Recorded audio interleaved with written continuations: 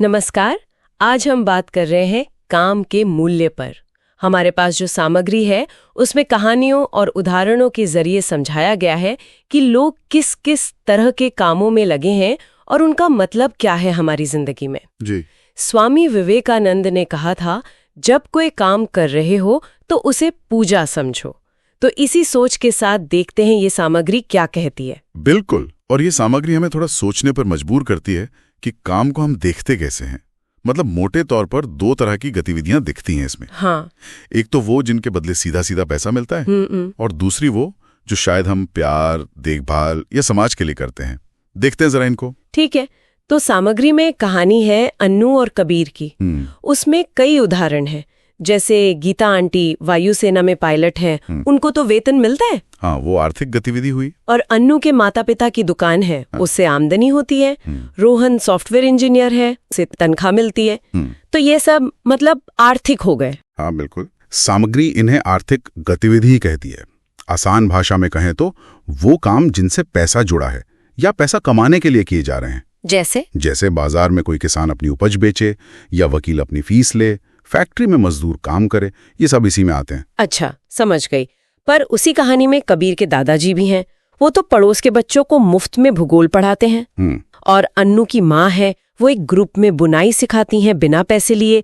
और रोहन भी वीकेंड पे युवाओं को फ्री कंप्यूटर सिखाता है। इनका क्या है फिर? हाँ, तो इनको सामग्री कहती है गैर आर्थिक गतिविधि। गैर आर्थिक? जी। ये वो काम है जिनका सीधा मकसद पैसा कमाना नहीं है।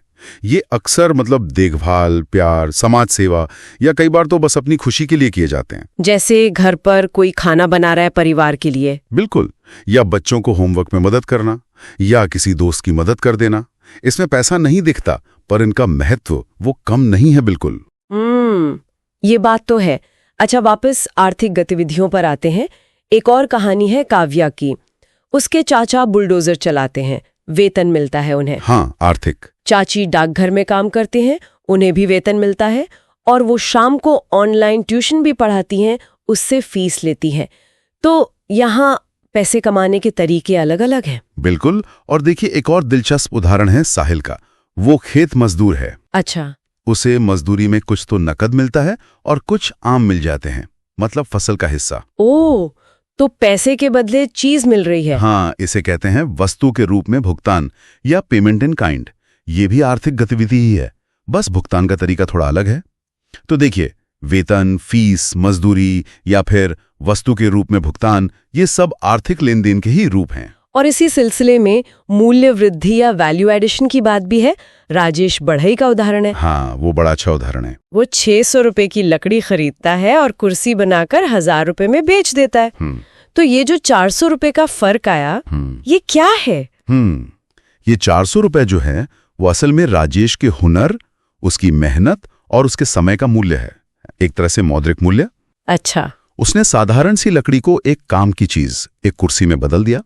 तो ये पूरी प्रक्रिया, मतलब लकड़ी खरीदना, उस पर काम करना और फिर तैयार कुर्सी बेचना, ये सब आर्थिक गतिविधि का ही हिस्सा है। ये दिखाता है कि कैसे इंसान की मेहनत और कौशल किसी चीज की कीमत बढ़ा देते हैं। ये आर्थिक वाली बातें तो समझ में आ रही हैं, क्योंकि पैसा दिखता है उनमें। पर वो जो गैर आर्थिक काम थे, सामग्री उनके महत्व पर भी जोर देती है ना। हाँ, बहुत ज्यादा। सेवा का जिक्र है, जैसे गुरुद्वारों में लंगर चलता है। हाँ, लंगर। वहाँ कोई पैसा नहीं लिया जाता, हर आने वाले को बिना किसी भेदभाव के भोजन कराया जाता है। ये पूरी तरह से सेवा भाव है। और भी उदाहरण हैं, जैसे सामुदायिक भागीदारी वाले काम। स्वच्छ भारत अभियान का जिक्र है, मतलब सफाई अभियान, या वन महोत्सव जहां लोग मिलकर पेड़ लगाते हैं। तो फिर इन गैर आर्थिक कामों का मूल्य क्या हुआ? अगर पैसा नहीं जुड़ा है तो क्या ये बस मतलब खुद को अच्छा महसूस कराने के लिए है? देखिए, अच्छा महसूस करना तो एक हिस्सा है ही, संतुष्टि मिलती है, कृतज्ञता का भाव आता है, लेकिन इनका सामाजिक मूल्य बहुत गहरा है। कैसे? ये काम जो हैं, ये समुदाय के बंधन मजबूत करते हैं, आपसी सहयोग को बढ़ाते हैं, समाज की भलाई में सीधा योगदान देते हैं। और कई बार तो ये वो जरूरतें पूरी करते हैं जहां बाजार या पैसे वाले काम पहुंच ही नहीं पाते। इनसे आप कह सकती हैं जीवन की पूरी गुणवत्ता बेहतर होती है। तो मतलब निचोड़ ये है कि हमारा जीवन, हमारा समाज दोनों तरह के कामों से मिलकर चलता है, आर्थिक भी और गैर आर्थिक भी। बिल्कुल। एक से शायद हमारी भौतिक जरूरतें पूरी होती हैं और दूसरे से रिश्ते बनते हैं, समाज जुड़ता है। दोनों का अपना अपना मूल्य है, अपनी अपनी जगह। बिल्कुल सही कहा।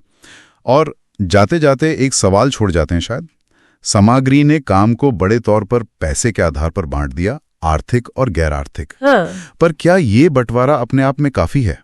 क्या हम ये सोच सकते हैं कि हर तरह का काम, चाहे उसमें पैसा शामिल हो या ना हो, वो व्यक्ति के लिए और समाज के लिए किस तरह का मूल्य बनाता है? और अगर स्वामी विवेकानंद की बात पर लौटें कि किसी भी काम को पूजा की तरह करने से, पूरी लगन से करने से, क्या उसका कथित मूल्य बदल जाता है? फिर चाहे वो आर्थिक गिना जाए या गैर आर्थिक। सोचने वाली बात।